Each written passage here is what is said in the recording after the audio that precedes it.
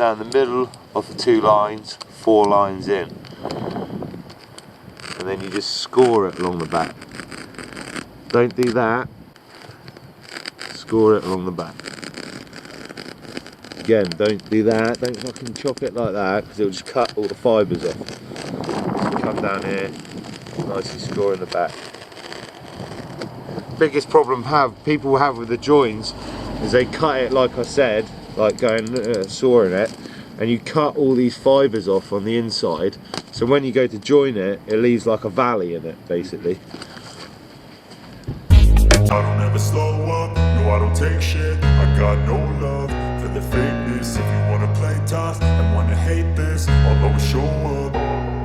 Yeah, we've done all our block work. We've haunched around the edging, so I'll just show that off with. Just got to top that little area up, but yeah, so we've basically haunched our blocks. We're using a 27mm pile, so we've gone 20mm down off the top of the block, our concrete haunching.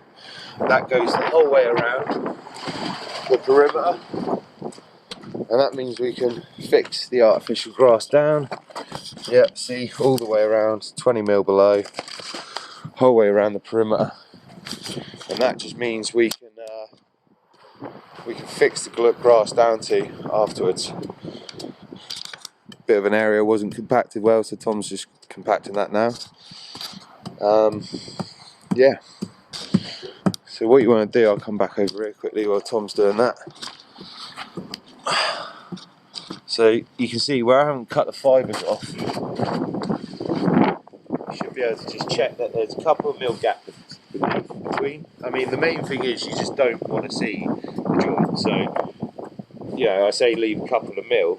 Sometimes you might have to buy it out tight. What you want to do, what I do, is pull the grass back like that. Make sure you've got no fibres underneath the other bit of grass. So you want to make sure all fibres on both sides of the grass are upright like that. Make sure that's butt up. Push that back down. When you come over it, pull your hand back, your fingers. Go over that a few times. Use your hand, brush it around. Use a brush if you need to. You should see there that just starts to disappear. And always do this before you even put your joining tape down and join it. Just make sure it looks pretty before you even glue it, because sometimes you put your glue down, yeah, ready to go, and then it looks horrible somewhere. You need to trim off some little black bits or something. So that should look pretty pucker, yeah. So yeah, we've dug the entire area out. We've dug it out about, what, 200mm below? No, I can't remember how deep we dug it now. 150 sub-base, yeah, about 200. Yeah, about 200, quite a claggy area, clay. We're lower than the rest of the garden, as you can see, hence why we've done these blocks on an upright. So yeah, it's quite a swimming pool area. So yeah, dug down about 200mm across the entire area. We then put our block work in all the way around the perimeter, just the whole way around, using the Brett Beta Autumn Golds. Once we had done all our edging, we then did our concrete haunching, which I've already shown you. We built the area up with 100mm of Type 1, compacted that, 50mm of Path Topper, aka Kitty, aka Grano Dust, called many quarter minus in Australia. Yeah, build your area up with 150mm of Type 1, 50mm of Kitty, Path Topper, 6mm to dust, whatever you want to call it. Get your level, get that compacted, weed membrane on top, artificial grass, do your joins. And then what I also do on each join is I'll always come to the join and I generally cut off a foot either side. So you want to cut that in nicely, as if you want it how you want it finished. And I generally come round about a foot. There you go, that Okay. That lovely. So do that on each side, but like I say, about a foot. Just gives you enough room to get your joiner tape underneath and everything.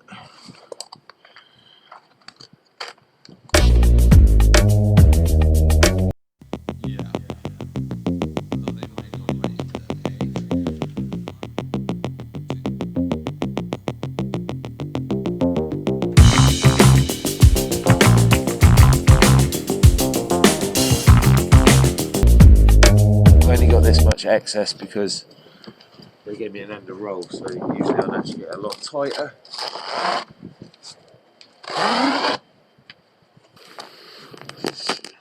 Just scoring down the back.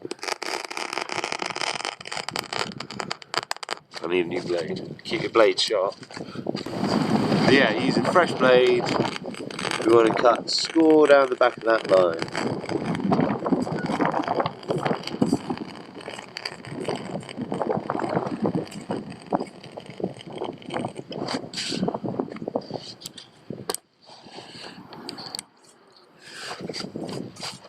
Right down the middle.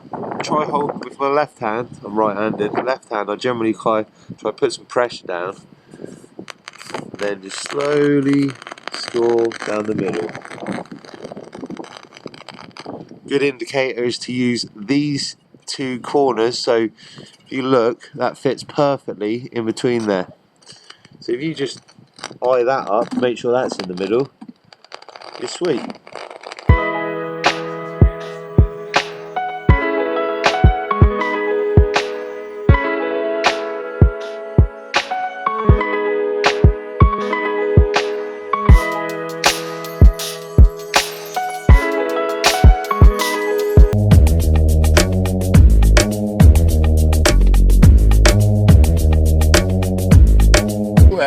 So yeah, we've got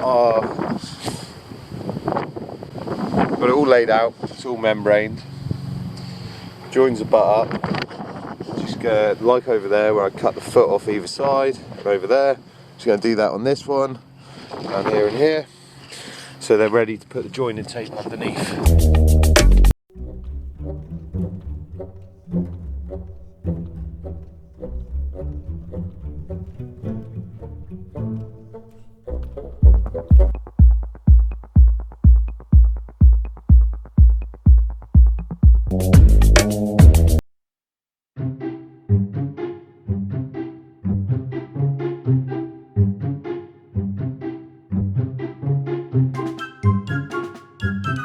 Joining, you want to, well, they aren't answering. When you're joining, so you've made sure it's all sweet, you want to fold it back over like that.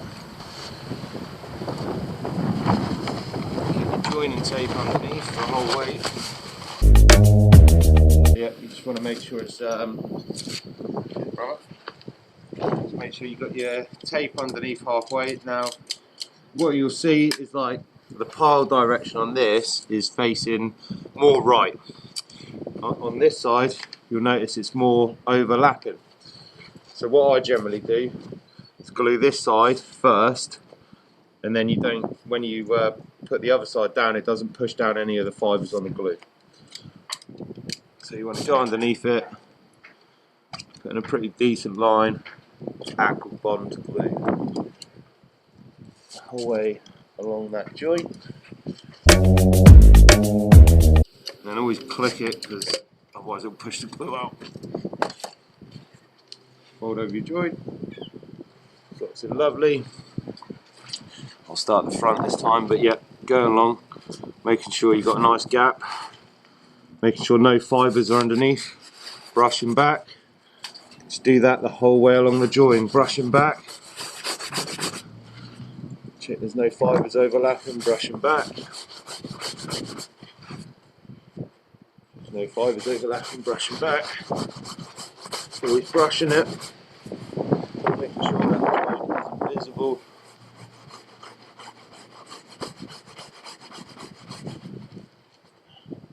Key is to get the join done before you glue it. So like I did there, I kind of did it dry, made sure it looked good, put the joining tape under, and glued her up.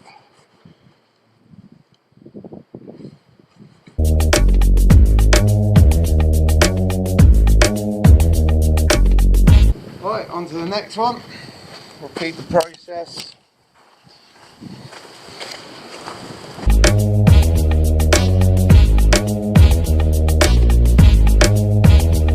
What we've got here now is, where's the join? So if you look, I've actually got a little bit, it's touching. But if we go up here, it's a little bit of overlap. So I'm going to just shave that off. Shave it off, over. Nice sharp blade. Don't cut the fibres off. Strips like that.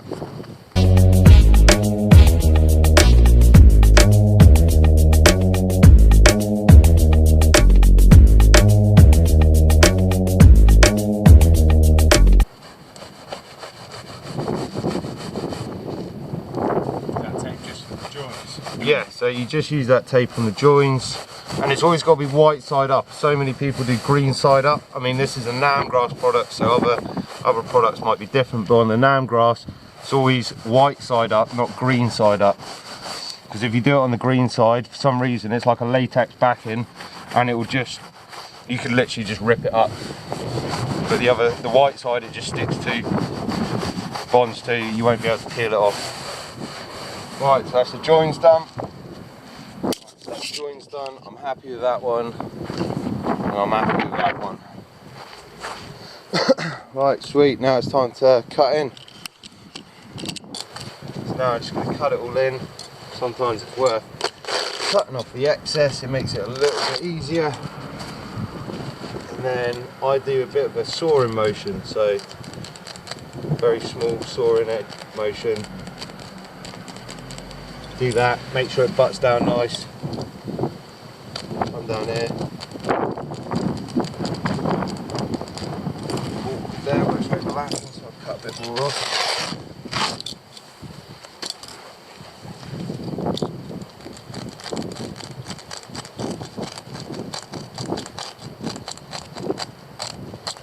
What about, because I've done a 20mm. The haunch is 20mm below the finished height of the block, so I generally cut about 4mm away from the block, and that will just mean it slots down there, or 5mm away from the block, that will just slot down there lovely.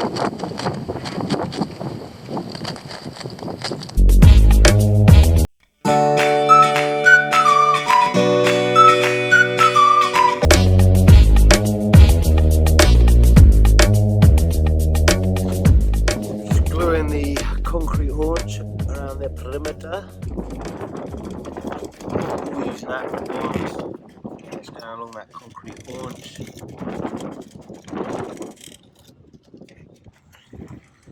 So make sure I come down that edge if there's nothing on that edge. Yeah, come down there, perfect. Nice little squiggle in the middle, then coming back down on the inside.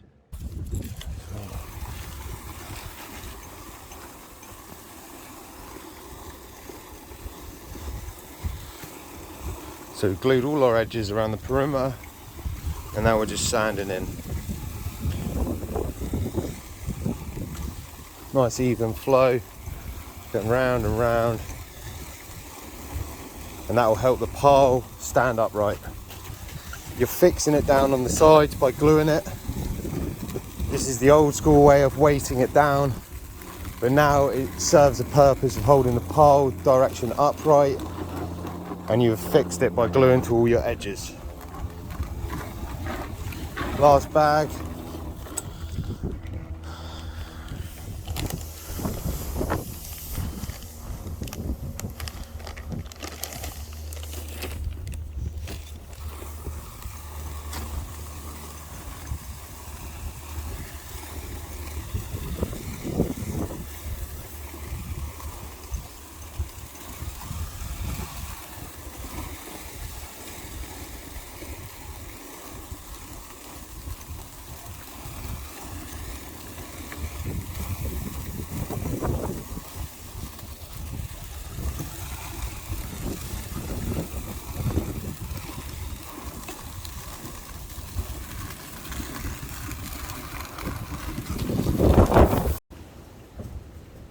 now we've sanded the whole area, we're going to brush up towards the back of the pile.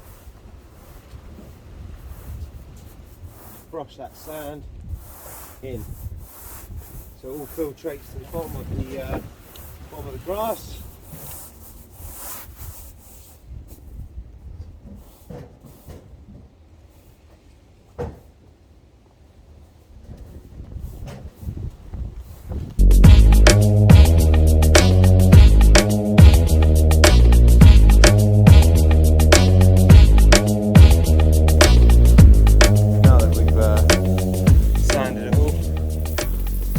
Down all the edges.